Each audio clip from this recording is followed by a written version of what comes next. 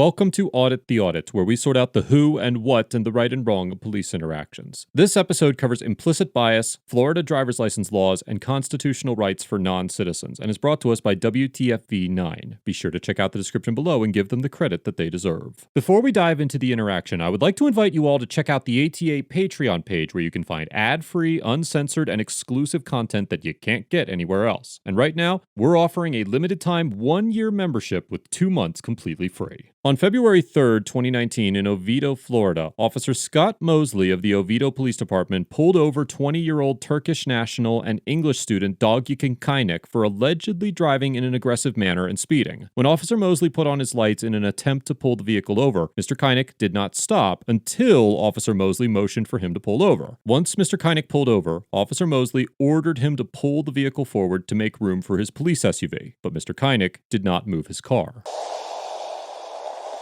Do you speak English? I am English student.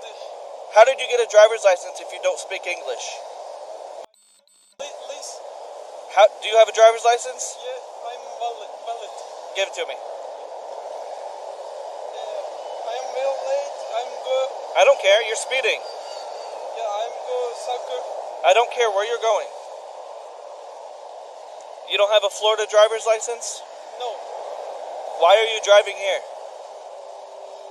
I am English student. You cannot drive here if you don't have a license in the United States of America. Yeah. Why are you driving? Now? What language do you speak? Turkish. Why are you driving? Why? You don't have a license. This is not America. This is Turkey. Yeah. Translate open. Sure.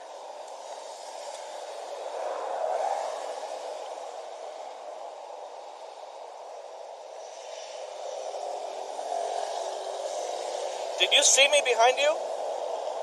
Excuse me? Did you see me behind you? Yeah. Why did you not stop? I don't understand. Stop. Yeah, that's why you should not be driving in America when you don't know what it means when a cop is behind you with their lights on. I am sorry. I don't.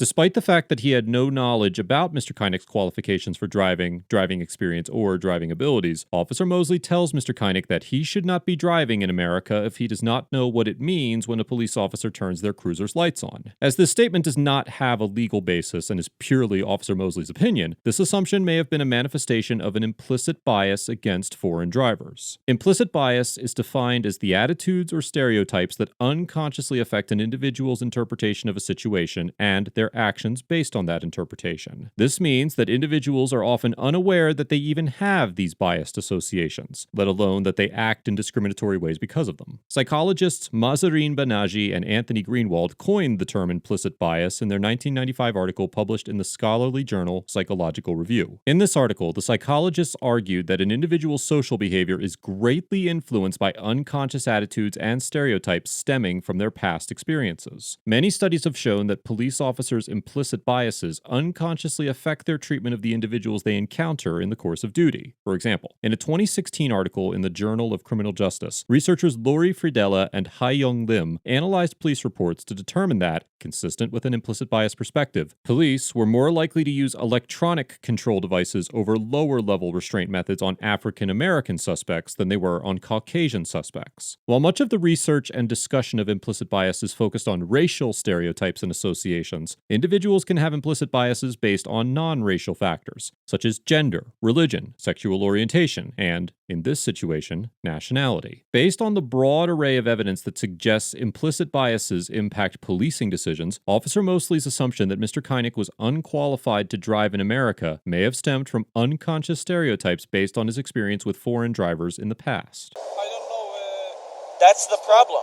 That's the problem. Why? Open, here, let me see that. You are not allowed to drive in America if you don't know our laws, and you do not have an American license. I was behind you with my lights on, and you did not even stop.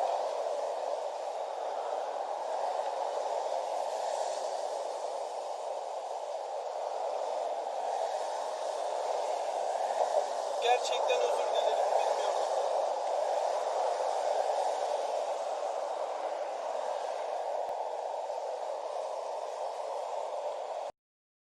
you did not know. That is the problem. That is why you have to have an American license so you know our laws. You are not allowed to drive in this country if you do not know this country's laws. While Officer Mosley informs Mr. Kynick that he is not allowed to drive in America if he does not have an American license, this statement does not comport with Florida's motor vehicle laws. Section 322.04 of the Florida statute states that a non-resident who is at least 18 years of age and who has in his or her immediate possession a valid non-commercial driver's license issued in his or her home state or country is generally exempt from the requirement to obtain a driver's license to operate a motor vehicle in Florida. Although Section 322.031 of the Florida statutes creates exceptions for non-residents who work in the state or enroll their children into Florida public schools. Section 322.01 defines a resident as a person who has his or her principal place of domicile in the state for more than 6 consecutive months, has registered to vote, has made a statement of domicile, or has filed for homestead tax exemption on property in Florida. This means that non-residents, including foreign nationals who move to Florida, are allowed to drive using their foreign driver's license for the first 6 months they are living in the state, as they will be considered a non-resident during that time. Once an individual has been in Florida for 6 months, they are legally considered a resident and must obtain a Florida driver's license in order to drive in the state. This is why tourists from Mexico or Canada can drive into the United States for a period of time without having to acquire a U.S. driver's license. Although Mr. Kynick may have been driving illegally if he had been in Florida for more than 6 months, Officer Mosley's blanket statement that you cannot drive in America without an American driver's license was completely inaccurate.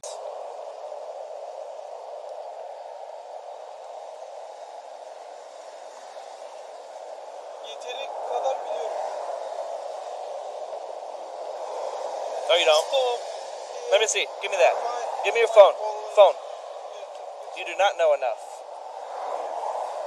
If you do not know that a police officer driving behind you means you should stop, that means you do not know enough to drive in this country. You are breaking the law.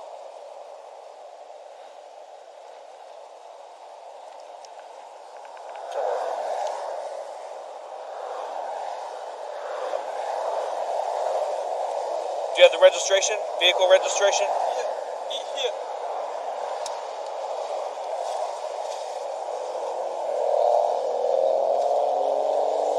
This is my passport.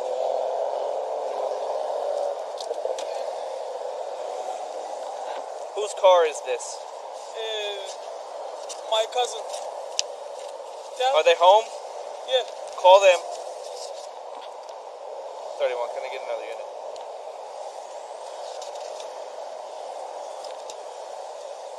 Batuhan is your cousin? Yeah. Alo.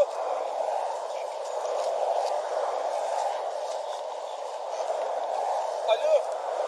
Tell him to come here. Tell him to come here, okay? 1 minute. How far, do you know how long he's gonna be? How long? Yeah. He's coming right now? Okay. Alright, can you come out for me? Can you come out? Can you step out? Come out? I am stuck here. Okay, just come over there to talk. So? Farther. I don't want to get hit. Alright. How long have you been in the country? Come over here more. Come over here. How long? I am 5 November coming here. Huh? 5 November coming here.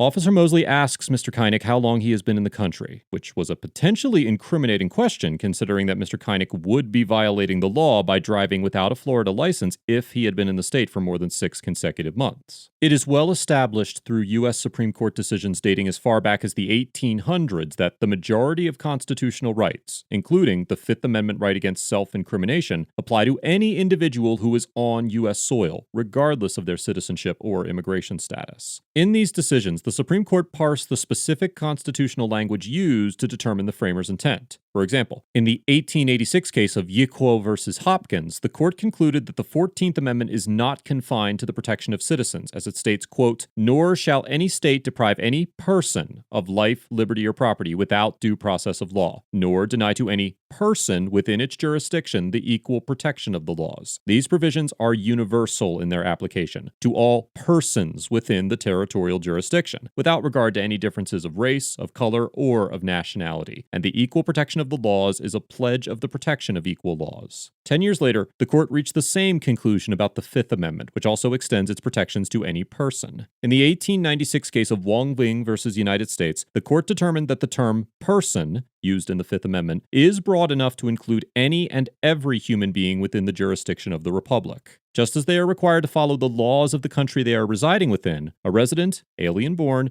is entitled to the same protection under the laws that a citizen is entitled to. Therefore, as a Turkish citizen on American soil, Mr. Keinec possesses the same Fifth Amendment right against self-incrimination as an American citizen, and could have invoked this right to refuse to answer Officer Mosley's questions. So I am English student. I'm soccer, play soccer, professional soccer. How long have you lived here? Here. How long? 1 month, 1 year? 3 months. You've been here 3 months? Yeah. Okay. Do you drive this car a lot? Do you drive it a lot, many times? Yeah. You drive many times? I know my drive lesson. I don't know. License. 6 months and finish. And I may go to my country and finish. So he's your cousin? Yeah. Cousin? Yeah. Okay. You're not allowed to drive here. You cannot drive here without a license. An American license is required, necessary for you to drive here. Even though Mr. Keinec had not violated Florida law, Officer Mosley arrested him for driving without a valid license, which is a second-degree misdemeanor in Florida. Mr. Keinec was charged in the Seminole County Circuit Court on February 4, 2019, but prosecutors dismissed the criminal charge on February 11th, presumably after determining that there was no legal basis for Mr. Keinec's arrest. The Oviedo PD conducted an internal review of the traffic stop and initially found that Officer Mosley violated the department's policy requiring police officers to know Florida laws and regulations. However, this finding was reversed after a hearing, where it was determined that a training deficiency may have contributed to the wrongful arrest. In December 2019, Officer Mosley was suspended for 12 hours without pay due to his, quote, unprofessional and demeaning conduct towards Mr. Keinec. It is unclear whether Mr. Keinec will be pursuing legal action for his wrongful arrest. Overall, Officer Mosley gets an F for maintaining a rude and condescending demeanor throughout the interaction, displaying a fundamental misunderstanding of Florida's motor vehicle laws, and for wrongfully arresting Mr. Keinec for a minor traffic violation. Although implicit bias is inherently perpetrated through subconscious actions and intent, Officer Mosley's statements were nothing short of unprofessional and inflammatory, and much of his conduct was arbitrarily uncalled for, regardless of whatever uncontrollable biases may have been at play. Officer Mosley's ignorance of the law largely dictated the outcome of this encounter, and the discretionary decisions the officer made were wholly unreasonable. Instead of being patient, Officer Mosley chose to effectuate an arrest out of convenience rather than in the name of justice, and did so knowing that Mr. Keinec's cousin was on the way to sort out the issue. The fact that Officer Mosley was able to circumvent punishment for his lack of knowledge regarding Florida's driving laws reflects the growing consensus that officer accountability is a prevalent problem within America's policing system. And I suspect that a union likely played a role in absolving him from being held responsible for his actions, given that the department initially concluded that he violated departmental policy. Officer Mosley's hearing and subsequent reversal highlight yet another aspect of the accountability issue that is not often discussed, and there are many circumstances where departments make a concerted effort to get rid of bad officers, but are blocked by the powerful unions those officers are a member of. This is purely speculation for this interaction in particular, but it is a serious issue on the national scale. There are no simple solutions for all of the problems contained within this one interaction, but there is no doubt that Officer Mosley's conduct was distasteful and contrary to the spirit of American justice. As for Mr. Keinec, I cannot issue a legitimate grade to an individual who lacks the societal and cultural context to fully understand the civil liberties associated with the Constitution. Unlike the rules of the road, constitutional protections do not operate under a universal framework, and it is unrealistic to expect a foreigner who was temporarily living in the United States to have a deep understanding of how the justice system functions here. Driving, on the other hand, does operate under a universal set of standards, and anyone who has driven in the past would likely require little to no effort to adjust their driving habits to the standards of whatever country they may be traveling in. Very little philosophical and historical context is needed to understand the varying driving laws from country to country, but understanding the civil liberties afforded to citizens and visitors of different countries would require intimate knowledge of the country's history, political landscape, and current state of policing. Mr. Kynick was respectful throughout the encounter and did his best to transcend the language barrier that was hindering the progression of the stop. It was Officer Mosley who operated as the driving force for escalation during the stop, and, despite the language barrier and questionable arrest, Mr. Kynick maintained his composure and was ultimately found to be innocent. Let us know if there's an interaction or legal topic you would like us to discuss in the comments below. Thank you for watching, and don't forget to check out the ATA Patreon page for more police interaction content.